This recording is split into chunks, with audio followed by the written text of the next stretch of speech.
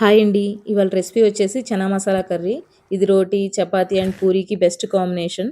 Protein rich food కూడా. ముందుగా night అంతా నానబెట్టిన శనగల్ని కుక్కర్‌లో వేసి బే లీఫ్, చెక్క, సాల్ట్ వేసి 3 విజిల్స్ వచ్చే వరకు ఉడకనివ్వాలి. తర్వాత కొన్ని శనగలు తీసి మెత్తని పేస్ట్‌లా చేసి పక్కన పెట్టాలి. ఇప్పుడు కడాయి పెట్టి నూనె, ఇలాచి, మొగ్గ, షాజీరా వేసి వేగాక కట్ చేసి పెట్టుకున్న ఉల్లిపాయ ముక్కలు, పచ్చిమిర్చి వేసి వేపాక సన్నగా తరిగిన టమాటా ముక్కలు, అల్లం వెల్లుల్లి పేస్ట్, సాల్ట్ అండ్ పసుపు వేసి మగ్గనివ్వాలి. తర్వాత కారం వేసి శనగల పేస్ట్‌ని యాడ్ చేసి ఉడకనివ్వాలి. ఇప్పుడు ఉడకబెట్టిన శనగల్ని వాటర్‌తో పాటు యాడ్ చేయాలి. తర్వాత జీలకర్ర పొడి, కసూరి మేతి, కొంచెం గరం మసాలా వేసి బాగా ఉడకనివ్వాలి.